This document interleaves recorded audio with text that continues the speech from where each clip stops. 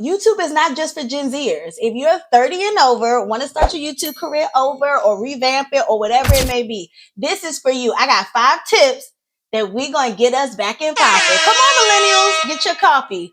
Let's go.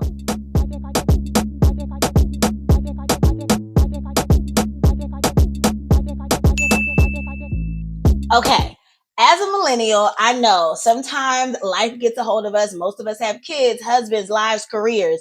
And this may not be top of the priority, but we all know that we all want to be a little bit of content creators. We all want a little piece of the pie. So this is your chance to do it. 2025 is our year. I feel it. I've been talking about this if you've seen all my other videos. So this is just another addition to that. Okay.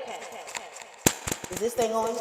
Listen when I say this. It's okay to start ugly. It does not have to be perfect. I know we come from a generation of like polished, the early days of Instagram where everything was curated and cute and aesthetic and filtered. Cut it out, okay? Your first couple YouTubes are not going to be overly edited. They don't have to be. It's okay. We just got to get past the fear, whatever it may be, or the feeling awkward or cringy. Like, just do it. I'm telling y'all. Because if you even go back to my first couple videos in January, I'd be like, oh, the lighting wasn't good, the angle wasn't good, whatever it may be. So we just got to get past the ugly and just do it. I know people always talk about some post the content, but it's not just post the content because you still want quality, but it's okay if your edges ain't perfect. It's okay if it's not perfect. And sometimes starting with more raw footage gets people connected to you. So my tip, number one, is it's okay if it's ugly. Just post it. Tip 2, I know this one is probably one of the biggest ones, is being inspired or knowing what to even post. I really suggest starting off with your real life. Like millennials, we have work experience, we have life experience, we have kid experience, relationship experience. There's so many like realms that you can go. And like I preach, it's okay to be no niche to get things rolling, right? Because sometimes when people are only coming to you for that one thing, if they don't need that one thing, then they're not coming to you. You know what I'm saying? So I suggest throwing out little feelers of just life experiences that you've had. Like, who are the best teachers than our generation? Because we kind of bridge the gap between the old heads and the Gen Zers and the new kids. I think they're called alphas or something. So tip number 2, use your real life experience to create your content. Some tips could be parenting, budgeting, career, resumes, life. It's so many things that you could talk about. From our generation, shoot, you could talk about being a millennial and all the things we went through in the early 2000s. I mean, that alone is content, okay? And tip 3, something that has really worked for me over on TikTok and here is I definitely pick consistency over perfection. I'll explain.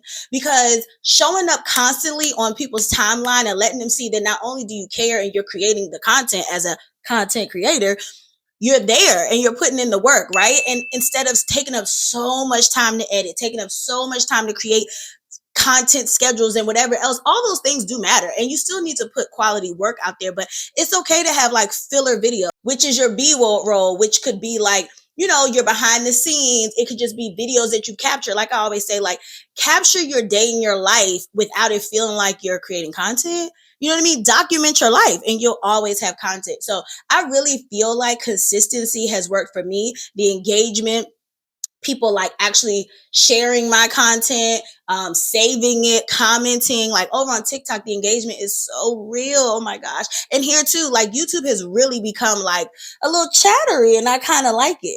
So I would say consistency over perfection. Number 4, embrace short form content, which means obviously YouTube shorts. Like we've already been on Instagram and TikTok, so we know how to create vertical content, short form videos under 10 seconds, get to the point, do a quick badoop badoop, or have a good quote on the screen with a trending sound. These are things that although I don't personally want to base my content around trending things, however, it does get traffic. Like everybody pays attention to those trending sounds, right? So short form content, especially on YouTube, has really gained me a little momentum, being consistent there. So I would definitely say repurpose your content. Like, hello. Now it's harder to repurpose horizontal cinematic YouTube videos, but you kind of can if you learn sizing, and that's a whole nother video in CapCut. That's one of my other videos. But I definitely say repurpose your TikToks if you can over here on YouTube Shorts.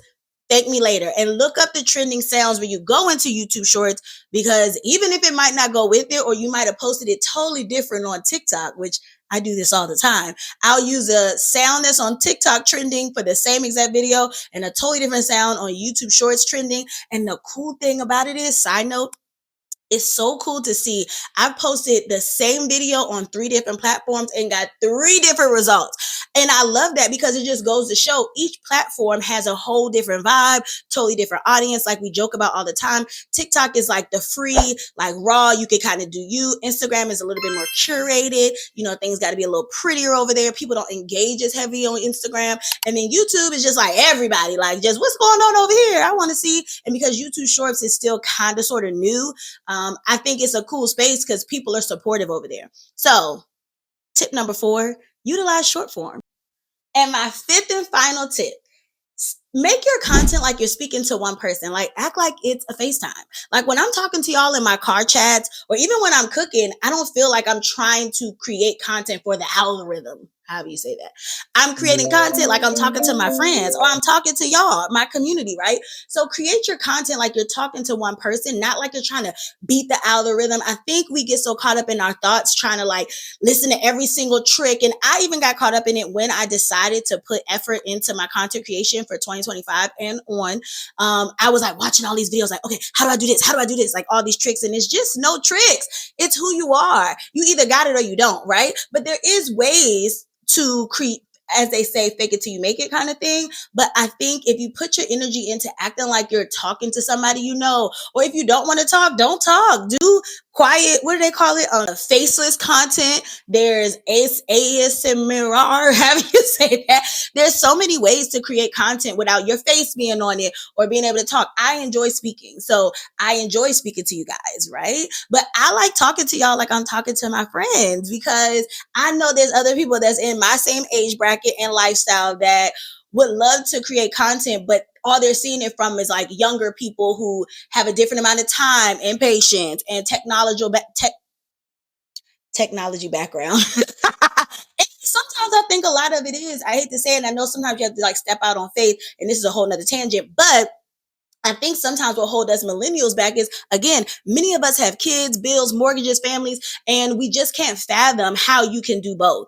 But you can, okay? And I don't care what nobody say. When you enjoy something, you do it because you want to do it. You make time for it. Like I have a 9 to 5. I use my lunch breaks. I do stuff on the weekends, in the evenings, and I just make time. And it's natural. It doesn't disrupt my life. Like it just happens. I document my life, right? So number 5, y'all. Create the content for your homegirls on FaceTime. That's all this is. Like social media was created to be social, and it just happens to be on media. A lot has changed through the years, but y'all get what I'm saying. So these are my 5 easy tips for my millennials so you can create YouTube content like me and we can grow together. Okay, let's get to 500 subscribers. Cheers. Sorry, wrong thing. We go do it together. Hold on. Cheers.